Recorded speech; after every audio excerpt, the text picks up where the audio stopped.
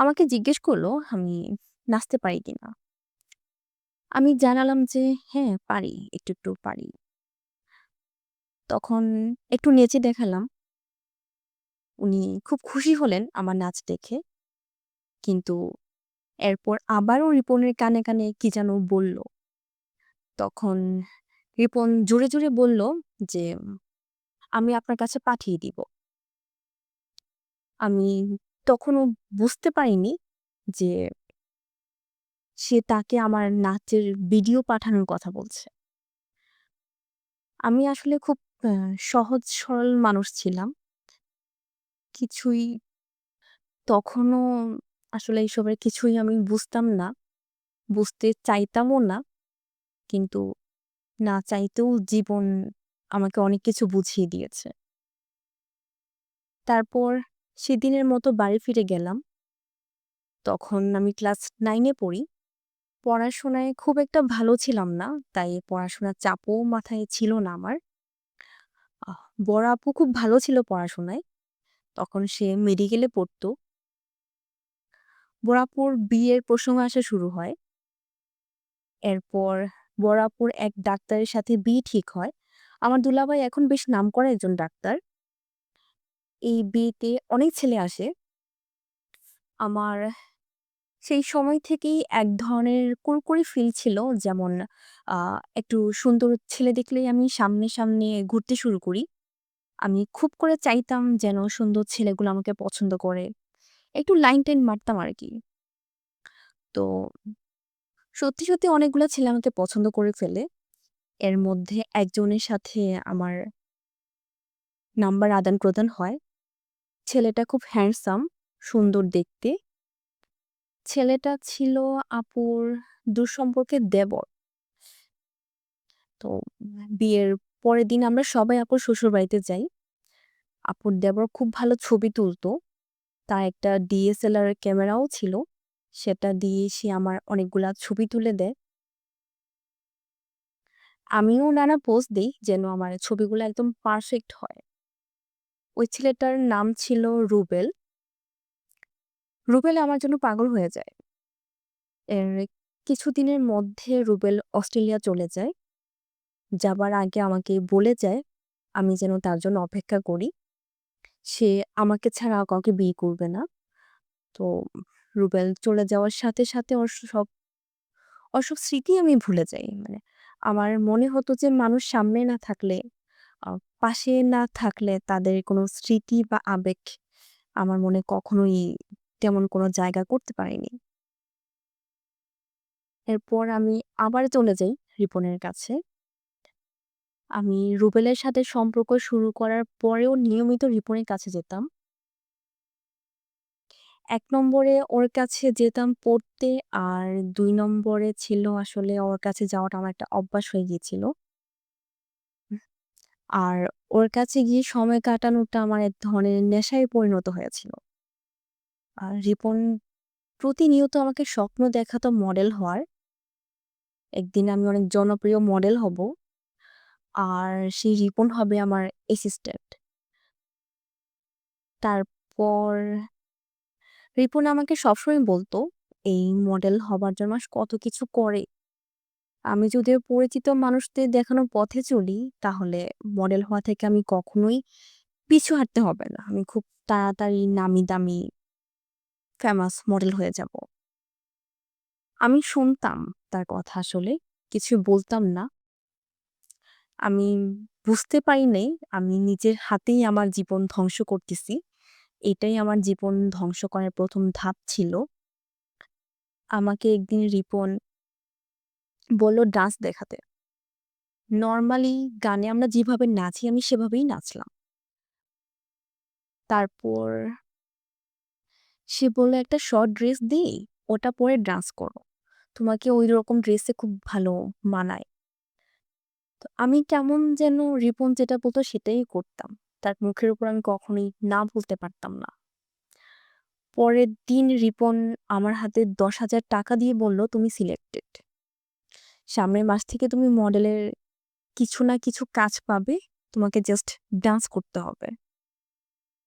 আমি জিজ্ঞেস করলাম, যে শুধু ডান্স কেন করব?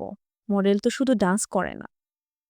তখন রিপন বলল, "প্রথম তো তোমাকে ওদের কনভিন্স করতে হবে। ওরা যেভাবে বলবে সেটাই করতে হবে। তোমাকে মাসে না ওরা প্রতিদিন প্রায় ৳২,০০০ করে দিবে।" আমি অবাক হয়ে বললাম যে, "এত টাকা?" ও বলল, "তোমার ডান্স ওদের এতটাই পছন্দ হইছে যে ওরা পার নাইট তোমাকে ৪,০০০ দিতে চায়। কিন্তু বাকি ২,০০০ এর মধ্যে ১,০০০ আমার ওই বন্ধুর আর ১,০০০ আমার থাকবে। আমরা তো এখন কাজের পার্টনার, তাই না? কি বলো?" আমি বললাম, "পার নাইট? আমি নাইটে কিভাবে কাজ করব?" রিপন, "তুমি তো জানো আমার কাছে সময় শুধু ১টা থেকে ৫টা। আগে আরো কম ছিল। বাবা-মাকে বলে সময় একটু বাড়িয়েছি।" রিপন বলল, "সমস্যা নেই। ওদের ওখানে ২৪ ঘন্টাই ডিউটি চলে। যদি রাতে করো তাহলে পেমেন্ট একটু বেশি পাবে। এখন দিনের বেলা করলে ১,০০০ করে দিবে।" আমিও রাজি হয়ে গেলাম। ১ম দিন আমাকে ১টা নাগাদ ও যে বারে নিয়ে গেল, সেটা যে সত্যি বার আমি তখনো জানতাম না। আমাকে রিপন বলেছিল, "এটা একটা শুট চলছে। আমাকে যা করতে বলবে আমি তাই করতে হবে।" আমি তখনো বুঝি নাই আমার সাথে কি হচ্ছে। তারপর আমি সেখানে গেলাম। ঢোকার সাথে আমাকে একটা রুমে নিয়ে গেল। পোশাক, মেকআপ এসব দেখে আমি সত্যি শুটিং ভাবলাম। আমি জানতাম না রিপন এত বড় হোটেলের এজেন্ট ছিল। হোটেলটা প্রায় 3 স্টার মানে ছিল সম্ভবত। ওই বারের সাথে তার রেগুলারই যোগাযোগ হতো। আর ওর বন্ধু এখানে সবকিছু সাপ্লাই করে। সেদিন আমাকে একটা লং প্যান্ট আর একটা টপস দিয়েছিল, সাথে লাল লিপস্টিক। জানি না আমাকে ঠিক কেমন লাগছিল। তবে আমি স্টেজে যাওয়ার সাথে ৩-৪ জন বয়স্ক লোক উঠে হাত বাড়ায়। কিছু একটা ইশারা করে। আমার সাথে আরো ৩ টা মেয়ে ছিল। ওরা খুব ক্লান্ত চোখে আমার দিকে তাকায়। তাদের চেহারায় তেমন একটা লাবণ্য ছিল না। তো ওদের সাথে আমাকে দেখেই মনে হচ্ছিল যে আমি মেইন নায়িকা আর ওরা দুজন পার্শ্ব চরিত্র। আমি যেভাবে পারছি সেভাবেই নাচছি। কিন্তু হঠাৎ সামনে বসা এক লোক আমাকে ইশারায় ডাকলেন। আমি রিপনের দিকে তাকাই। রিপন ইশারায় আমাকে যেতে বলে। তো ওই লোকের কাছে যাওয়ার পর উনি আমার গায়ে হাত দেয় আর আমাকে একটা ডিল করতে বলে। জিজ্ঞেস করে দিলে কত করে নিবো আমি। আমি কিছুই বুঝতে পারছিলাম না। কিসের ডিল? কেন এসব কথা বলছে? আমি রিপনকে খুঁজি। আশেপাশে তাকে আর দেখতে পাইনি তখন। আমি আসলে বুঝতে পারতেছিলাম না বয়স্ক লোকটাকে আমি কি উত্তর দিব। এর মধ্যে কিছু লোক এসে আমাকে ভেতরে যেতে বলে। আমি তাদের জিজ্ঞেস করলাম, "রিপন কোথায়?" ওরা বলল, "রিপন কে?" আমি ওদেরকে বললাম যে, "যার সাথে আমি এখানে এসেছি সে রিপন। উনি কোথায়?" তখন তারা আমাকে বলল, "রিপন তো চলে গেছে।" আমি বললাম, "আমিও যেতে চাই।" ওরা বলল, "ক্লায়েন্ট আমাকে পছন্দ করেছে, ডিল করতে চায়। আমি কি ডিল দিনে করব না নাইটে করব সেটা জানতে চাচ্ছে।" আমি এসব ভাষা কিছুই আসলে বুঝতে পারছিলাম না তখন। কেমন যেন একটা ঘোরের মধ্যে ছিলাম। তখন আমার বয়স আর কত? ১৫ হবে। আমি তখনও বুঝি নাই আমি আসলে ঠিক কোথায় আছি, কি করছি। বুঝলাম আমাকে হয়তো ওরা শুটের কথা জিজ্ঞেস করতেছে। আমি বললাম, "রাতে তো আমার পক্ষে থাকা সম্ভব না। আমি ঘন্টার পেমেন্ট নিব।" আমাকে আবার জিজ্ঞেস করল, আমার আর কিছু জানার আছে কিনা? আমি বললাম যে, "না, নাই।" তখন উনারা বলল আমাকে ৫৬৭ নাম্বার রুমে চলে যান। আমি সেখানে গেলাম। গিয়ে দেখলাম সেই বুড়ো লোকটা বসে মদ খাচ্ছে। আমি জিজ্ঞেস করলাম, "আপনি এখানে কেন?"